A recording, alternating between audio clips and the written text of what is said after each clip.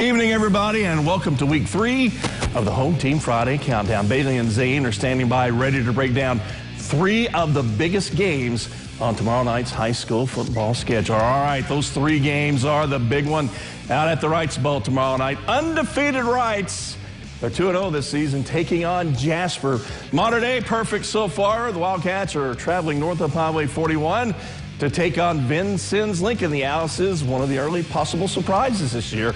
And in Kentucky, that big rivalry game, city-county game between Davis County, undefeated Davis County, and 1-1 Owensboro. All right, let's go ahead and bring in our crew now, our own Bailey Smith and the voice of Bosse Field as well as USI Athletics. He's on loan to us every Thursday night from the Journal Democrat. That is Zane Clodfelter. Guys, it's always great to see you. We have a lot of fun in here, so let's go ahead and get started with that heavyweight showdown at the Bowl. Wrights has looked good. The Panthers, in all honesty, they look like the Panthers of old. While Jasper, fresh off that upset loss to Harrison last week. Zane, I know you're fired up about that. That's your alma mater. Bailey, get us started with Jasper.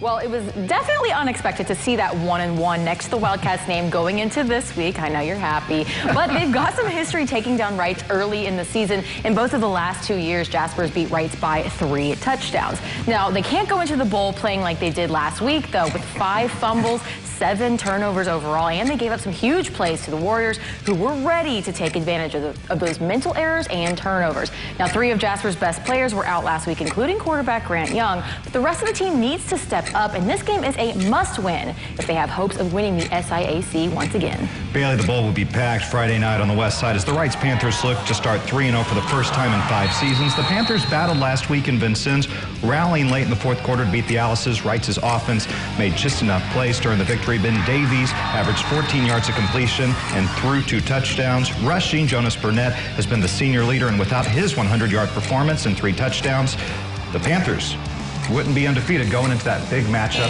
on the hill. Randall? Yeah, Davies is quickly turning into one of the better quarterbacks in the SIAC. By the way, that's this week's Home Team Friday Game of the Week. You can catch it live tomorrow night at 6:30 on TriStateHomepage.com. All right, we stay in the SIAC for game number 2. Modern Day heads to Vincennes Lincoln. The Wildcats have looked like true title contenders early this season. But Zane, Lincoln has looked pretty good so far as well, maybe even a bit surprising, maybe one of the surprise teams so far this season. Randall, if you remember last week, I said Vincennes Lincoln was one of my surprise teams, and that holds true this week, and you have to give a lot of credit to Coach Levi Salters for the improvement we've seen from Vincennes so far this season. A 40-point road shutout and on the cusp of a 2-0 start. The Alice's don't believe in moral victories, but Vincennes can maintain confidence after battling against one of the SIAC's legacy programs, where one late mistake on coverage defensively was the difference between victory and defeat. The Alice's have shown they are for real.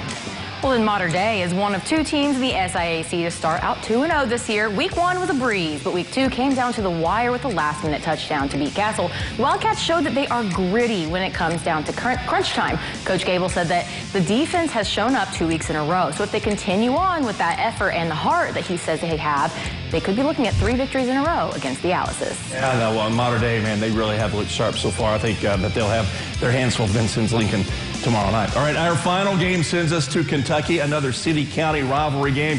And in all honesty, for my money, the 2 Owensboro teams that have looked the best so far. Davis County travels to Rash Stadium to take on Owensboro. Bailey, you get us started with D.C. Well, the Panthers have been cruising in August, but this week, where Davis County got tripped up last season. Now, their only regular season loss last fall was by just 1 touchdown against the Red Devils. However, week 2, Home Team Friday MVP Decker Renfro had a standout game last week with 4 interceptions against Owensboro Catholic, one of those for a pick 6. DC's defense is going to have to be on their game again this week if they're going to be able to stop Owensboro's run game and stay perfect. Apollo simply couldn't stop Kenyatta Carbon last week. The senior running back for the Red Devils had 17 carries, 204 yards, including 3 rushing touchdowns, 5 touchdowns total. 2 of those scores went for at least 35 yards with 62 points. There were plenty of contributions from others on the roster. And don't forget the back-breaking play last week for Owensboro came from a freshman in Evan Hampton who returned to kick off 90 yards. Randall, that set up another Owensboro touchdown. Yeah, Owensboro may have the deepest set of playmakers in the entire tri-state. They have just a plethora of guys, how do you like that big word, by the way, who is capable of exploding and scoring anytime they touch the football. All right, guys, as always, thanks so much for hanging out tonight. Great job, and we will see you tomorrow night on the sidelines. Don't forget Home Team Friday tomorrow night at 10:35 over on ABC 25.